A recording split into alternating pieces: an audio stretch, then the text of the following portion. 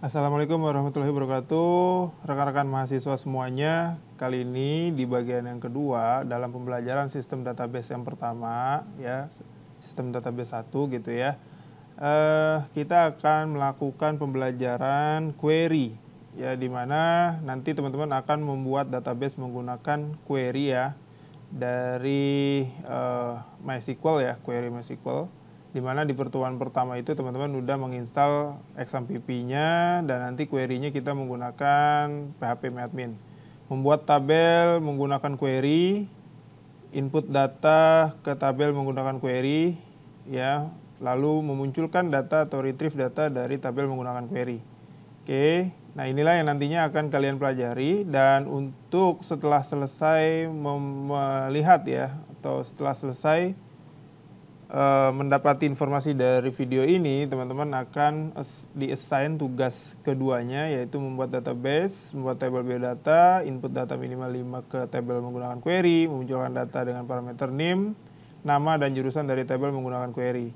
Nah, nanti setelah itu hasil kerjanya akan di-upload di Trello ya. Di-upload di Trello, setiap langkahnya teman-teman screenshot, lalu ditaruh di Microsoft Word. Nah, setelah itu di-convert, lalu diberi file namanya itu adalah nama_name jurusan tugas kedua.pdf. Oke, sekarang kita mulai prakteknya. Yang pertama, membuat database. Pertama-tama kita aktifkan dulu XAMPP-nya. Teman-teman yang udah install diaktifkan, yang belum diinstal segera diinstal ya. Kita start Apache web browser-nya ya, untuk munculin web browser. Ini Apache service-nya di sini, terus service dari MySQL-nya kita ya start. Kalau udah di minimize aja, lalu berikutnya kita buka kliennya, localhost phpMyAdmin. Ya.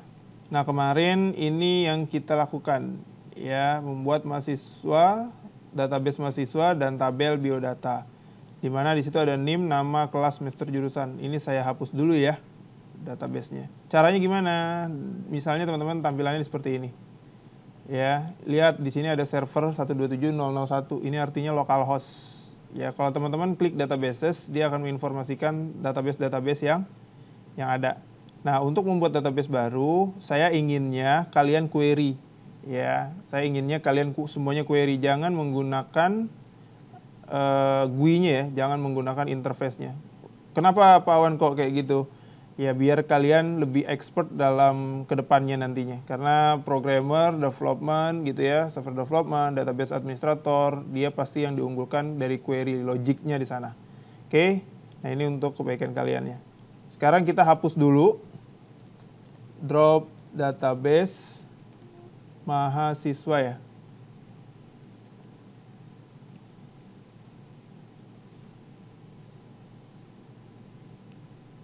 Nah, kalau udah dihapus dia akan hilang di sini ya. Sekarang teman-teman, kita akan buat database. Langkah yang pertama diminta membuat database menggunakan query. Oke. Untuk membuat database menggunakan query, kita pilih SQL di sini ya. Kita pilih SQL, lalu kita klik create. Untuk pertama kita bikin database-nya. Lalu nama database-nya apa? Misalnya mahasiswa. Even ini boleh titik koma atau enggak ya? Langsung aja nggak apa-apa. Klik go di sini. Ya, kenapa Pak Awan kok bikin database duluan, nggak table duluan? Ingat ya teman-teman, di sini hierarki dari DBMS. Ya, hierarki database itu pertama DBMS, database-nya apa, providernya, MySQL kah, Oracle kah, dan seterusnya. Di bawah itu turunannya ada lagi namanya database-nya gitu ya. Nah, bikin database-nya. Bawah database ada lagi namanya banyak table. Di bawah table ada lagi namanya banyak baris data gitu ya. Nanti di antara satu dengan yang lain tabelnya itu saling terhubung atau yang disebutnya relationship. Nah, makanya nanti ada istilah RDBMS, Relational Database Management System gitu ya. Jadi yang pertama dibuat di sini adalah database mahasiswa. Kalau udah kita klik go.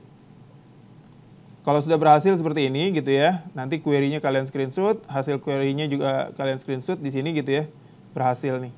Nah, lihat nih, perhatiin teman-teman nih, servernya localhost. Ketika kita pilih database-nya, maka di sini sudah terbentuk database-nya, sudah terpilih database-nya, mahasiswa. Nah, untuk melakukan query di dalam database mahasiswa, teman-teman ya klik di sini, biar dia di sini lokasinya. Nah, kalau teman-teman klik di tempat yang lain, misalnya di akademi, nah nanti dia database-nya ada di dalam akademi gitu. Query yang kalian lakukan masuknya ke sini, gitu ya. Nah, ini kita minimize, kita masuk ke mahasiswa. Ya, di sini kita pindah lagi ke dalam SQL-nya. Klik SQL-nya. Yang kedua, kita bikin table. Membuat table dengan query. Table apa yang ingin dibuat? Table biodata namanya. Create table, name, nama, kelas, jurusan, semester. Nah, untuk awalan kita bikin seperti ini dulu. Create table. Nama tablenya apa? Biodata. Nah, di dalam biodata itu kita deklarasikan name. Name itu memiliki nilai yang nanti isinya itu adalah variabel karakter. Makanya kita isi di sini varchar. Untuk name kita isi misalnya name-nya ini ada 10. Ya, terus ada apa lagi? Ada nama. Nama ini juga varchar. Varchar-nya misalnya 20. Ya, ini value-nya ya. Jadi artinya nanti di kolom nama ini hanya bisa diisi sebanyak 20 karakter gitu. Ya, terus apa lagi setelah nama? Kelas, jurusan, semester. Nah, ini kelas kita bikin varchar dulu aja semuanya ya. Kelas misalnya kelas malam, kelas siang gitu ya. Kita bikin aja misalnya 15. Jurusan varchar. Jurusannya ada sistem informasi, ada teknik informatika, dan yang lainnya. Ini kita isi aja 20. Setelah jurusan, semester. Semester ini varchar juga, gini ya, varchar. Isinya semester itu 20 lah ya. Kita isi aja 20 deh. Ya, nah ini kalau sudah kita buat di sini create table biodata name, ya nilai name-nya ini adalah varchar, nama varchar, ya terus ini belum ditutup ya, terus ada kelas, ada jurusan, ada semester. Kalau sudah kita klik go seperti ini. Nah, ini udah berhasil, ya. Maka muncullah di sini biodata tabelnya. Oke, kalau teman-teman buka di sini biodata itu ada tabel ada kolom apa aja. Nah, ini yang tadi udah kita bikin ya. Nah, sengaja saya belum bikin yang namanya primary key, belum bikin namanya auto increment. Itu nanti ya, teman-teman, biar nanti teman-teman memahaminya nggak sekaligus tapi step by step.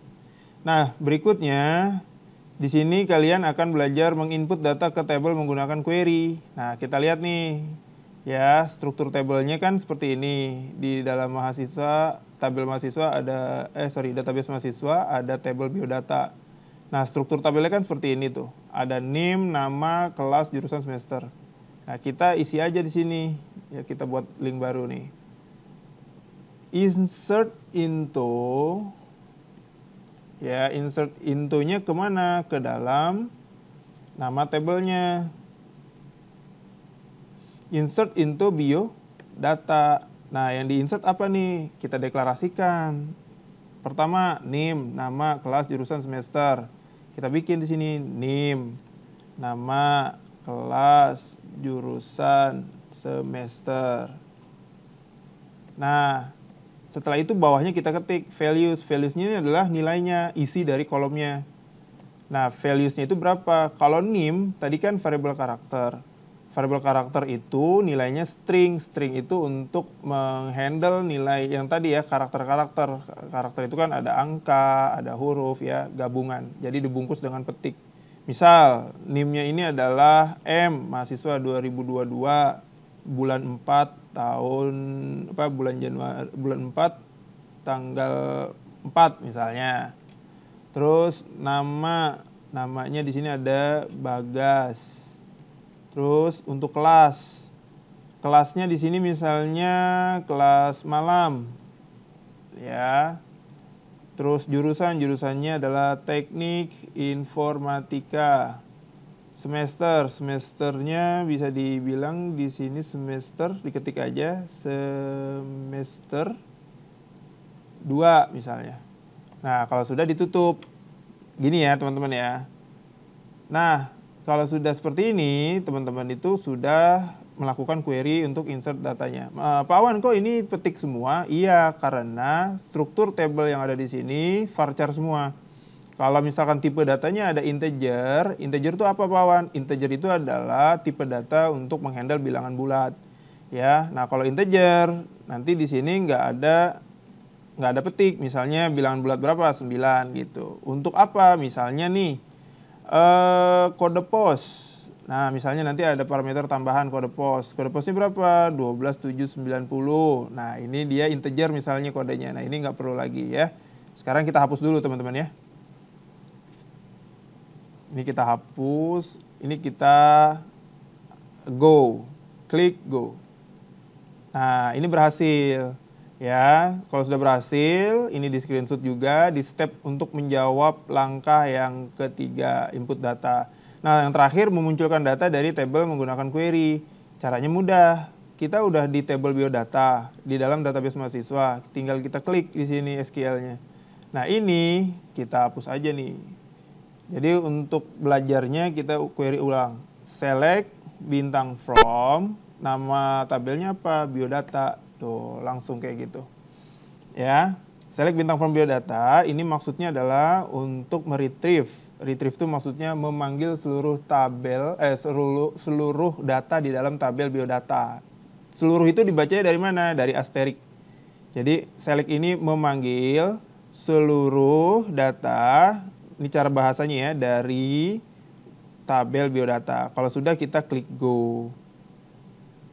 Nah, nanti hasilnya keluar nih, ada NIM, nama, kelas, jurusan, dan semester. Oke? Sampai di situ dulu teman-teman untuk yang nantinya teman-teman bisa pelajarin. Ya, selanjutnya tugasnya ini dikerjakan. Ingat, ada challenge-nya sedikit. Ya, step by step nanti akan kita pelajari bersama nih. Membuat database-nya dulu, input tabelnya, ya, membuat tabelnya dengan field seperti ini ya, lalu input datanya. Nah, ini challenge-nya cuma ini doang ya. Munculin datanya itu input datanya itu ada 5 baris. Terus memunculkan data dengan parameter NIM. Nah, untuk select-nya ini berarti bukan asterik. Kenapa? Karena diminta memunculkan data dengan parameter NIM, nama dan jurusan aja ya dari tabel menggunakan query. Oke, saya rasa mudah-mudahan ini bisa dipahami untuk semuanya. Selamat mengerjakan teman-teman dan jangan lupa 1 hari sebelum pertemuannya kita dikumpulkan di dalam Trello ya, yang sudah di card yang sudah teman-teman buat. Oke, saya akhiri untuk kelas kali ini. Semoga bermanfaat. Assalamualaikum warahmatullahi wabarakatuh.